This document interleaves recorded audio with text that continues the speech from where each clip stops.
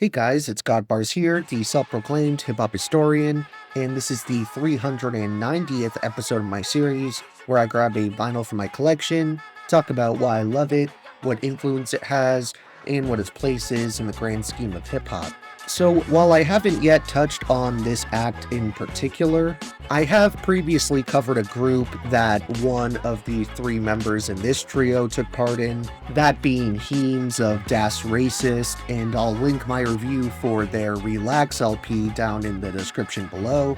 As for Sweatshop Boys, whose name is obviously a play on Pet Shop Boys, while he makes up 1/3 of the talented outfit, Heems is joined by Riz MC, also known as Riz Ahmed, who outside of being a well-known British Pakistani rapper and producer, he's also an activist, as well as a prevalent film and television actor. And the roster is rounded out by Red Inho, who mainly handles the production here. Just like Das Racist had a diverse set of backgrounds, despite some overlaps in nationality, it's sort of a similar case when it comes to these guys, as they may come from two completely different countries and musical scenes. But both Heems and Riz were showing representation for hip-hop with a South Asian influence, and Riz MC was particularly ahead of his time, as he tackled some pretty sensitive issues on his 2006 track Post 9/11 Blues, which came about after he was wrongfully detained in London and even got banned on UK airwaves for a while due to how uncomfortable the subject matter was. The Indian and Eastern influence on the production here is arguably even stronger than it was in the Das Racist output, with endless samples and references to a myriad of cultures and religions, and there's something extremely unique and aesthetically pleasing about the contrast between these two MCs' voices, as Heems utilizes this slick, classically New York flow, while Riz MC has a heavy accent and clearly was more inspired by grime and other UK hip-hop subgenres. To be frank, it probably would have made a little more sense if I discussed 2016's Kashmir, since that's the one official studio LP these three put out, and it has an extra 10 minutes on the project we are covering, which is their 2017 EP, Sufi Law. However, I only have this tape on deck physically, and it's better than nothing, but I probably would have picked this first regardless, since it was my introduction to Sweatshop Boys, and has a number of their best, most hard-hitting tracks. Even just in revisiting this EP for the review, I was pretty impressed by how well the instrumentals and overall sound have aged. But at the same time, I can't be too surprised, because I remember first stumbling across and listening to Sufi Law at some point the year it came out, and feeling like much of the material was just as hard-hitting and good for bumping in the whip as any of the big trap singles of 2017, except this thing was utilizing sounds that were, and still are, pretty much alien to mainstream American hip-hop.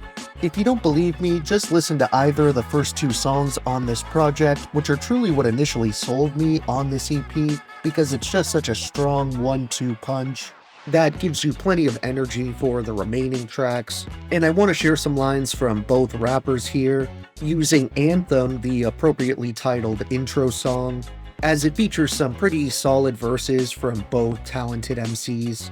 We start with Heems, who shows off his witty and sarcastic pen right away, rapping, "He went from acting unruly, now he acting in movies. Yo, back when the action was packing and oozy, now they say, dude, he truly the new roomie.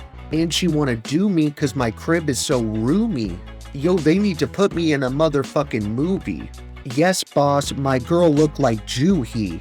Truly, he move quick like Bruce Lee. Who he? Ma? Woo he. Same Himanshu them used to call Cooley, now my bag's Louis, what's your shit to me? Yeah, the money comes straight to me, need a Kamal like Amal Brown George Clooney? Phooey, none of these rappers can outdo me.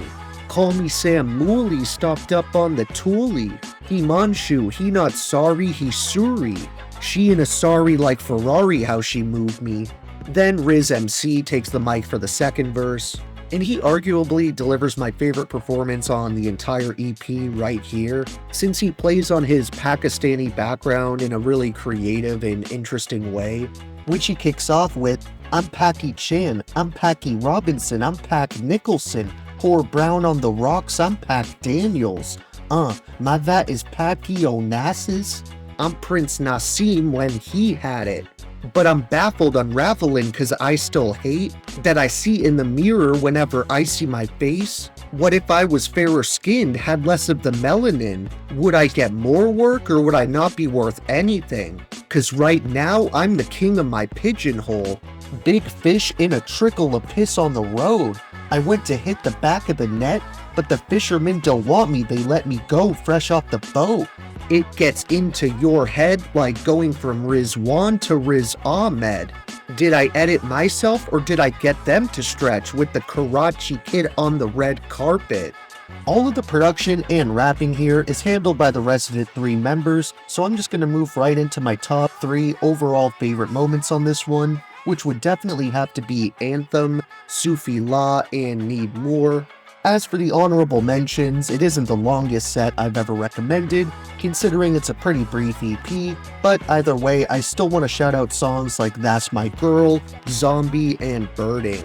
Thank you for watching my 390th video. Next time, we are returning to a pretty consistent modern duo who hasn't shown up on the page for a while.